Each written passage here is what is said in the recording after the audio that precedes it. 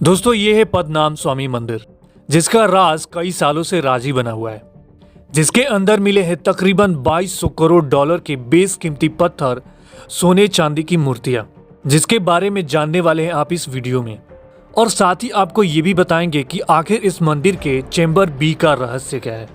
दरअसल तिरुवनंतपुरम सिटी के बीचों बीच ये मंदिर मौजूद है। इस शहर को इस मंदिर के नाम से ही जाना जाता है।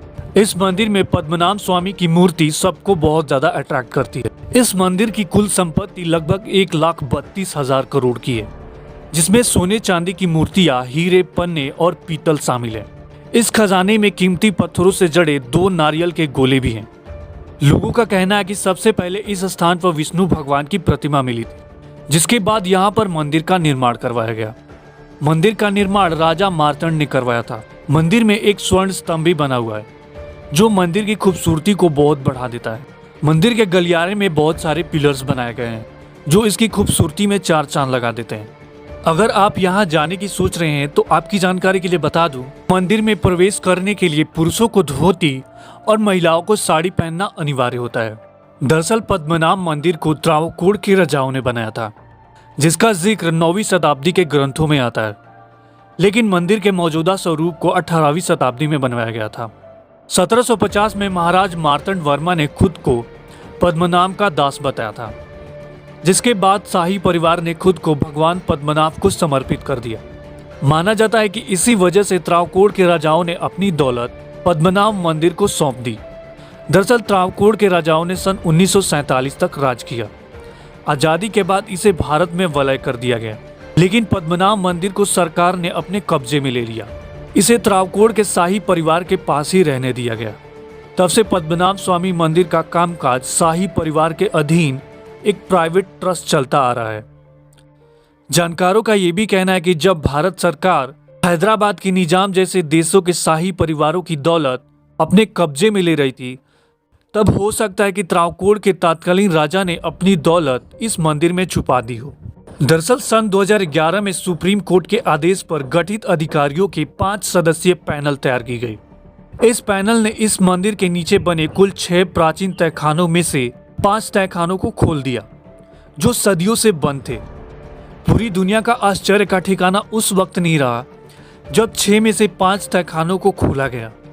इसमें तकरीबन 2200 करोड़ डॉलर का खजाना प्राप्त हुआ, जिसमें बहुमूल्य हीरे जवाहरात के अलावा सोने चांदी की मूर्तियां और बेशकीमती पत्थर मिले। मगर जब अधिकारियों के दल ने आखिरी चेंबर को खोलना चाहा, तो लाख कोशिशों के बावजूद भी उसे खोल नहीं पाए।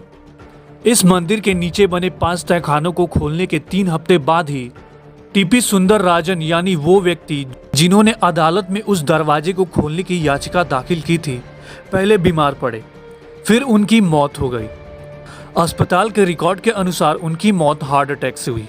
अगले ही महीने मंदिर के भक्तों ने एक संख्या में चेतावनी जारी कर दी कि अगर उस आखिरी कक्ष को खोलने की कोशिश की गई तो उसका अंजाम बहुत ही बुरा हो सकता है। और लोग ये भी कहने लगे कि अगर उस दरवाजे को खोला गया तो पूरी दुनिया में भीषण तबाही आ सकती है। दरअसल जोसेफ कैम्पबेल आर्काइव से जुड़े शोधकर्ता जोनाथन यंग के अनुसार वहां पर 3 दरवाजे हैं। पहला दरवाजा छड़ों से बने लोहे का दरवाजा है, दूसरा दरवाजा लकड़ी से बना हुआ एक भारी दरवाजा है, और आखिरी में लोहे का बना एक बड़ा और मजबूत दरवाजा है, जो बंद है और उसे खोला नहीं जा सकता। इसी छठे दरवाजे का नाम बाद में चेंबर बी रखा गया। दरअसल चेंबर बी में लिखी चेतावनियों के बीच नाग और सांपों के चित्र बने थे, जिनकी डरावनी आकृतियां ये चेतावनी देती है कि अगर इस दरवाजे को खोला गया तो अंजाम बहुत ही बुरा होगा। लिंकन यूनिवर्सिटी में हिंदू स्टडी के प्रोफेसर दीपक सिमखाड़ा के अनुसार आखिरी दरवाजे पर ताले भी नहीं लगाए गए, जिसमें कोई कुंडी तक नहीं है। कहा जाता है कि उसे एक मंत्र से बंद किया गया है, जिसे अष्टनाग बंधन मंत्र कहा जाता है।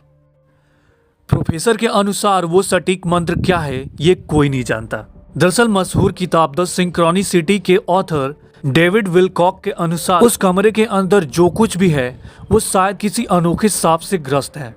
अगर कोई भी उसके अंदर दाखिल होने की कोशिश करता है, उसकी किस्मत फूट जाती है और वो बीमार पड़ जाता है, और हो सकता है कि उसकी जान भी जा सकती है। मंदिर के पुराने रिकॉर्ड्स की माने तो इस मंदिर के नीचे उस तहखाने को खोलने का प्रयास 139 साल पहले भी हो चुकी है। वहीं सूत्रों की माने तो 1930 के दशक में भी वहीं तहखाना खोलने की कोशिश की गई थी। एक एहतियात के तौर पर मंदिर के बाहर एम्बुलेंस भी बुलाई गई थी, जिसके बाद अभी तक इस मंदिर के नीचे बने 3 दरवाजों से बंद चैम्बर नंबर बी आज तक नहीं खोला गया, जिसका रहस्य अभी तक बना हुआ है।